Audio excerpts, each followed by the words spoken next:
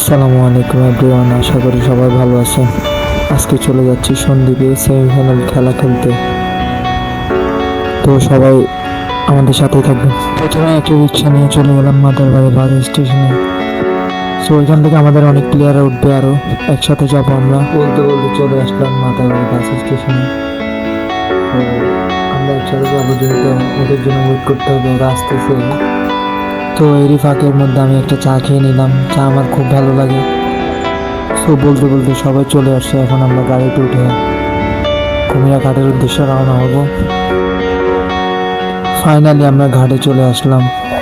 ঘাটে আসার পরে ওয়েদারটা খুবই ভালো ছিল।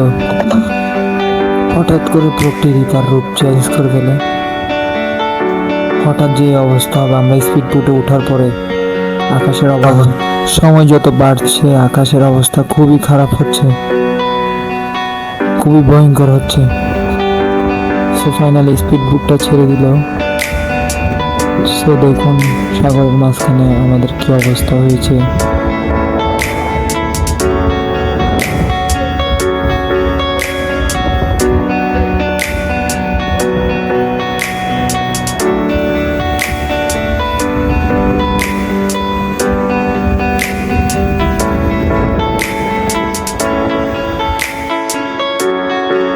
সো অবশেষে আমরা সন্দ্বীপ পৌঁছাইলাম।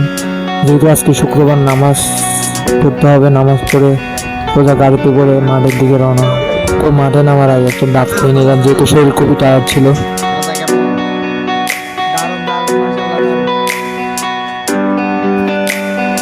ডাব খাওয়া শেষ করে সোজা মাঠে চলে গেলাম। সো এখন ওয়ার্ম আপ হচ্ছে, সবাই খেলাটা এনজয় করুন।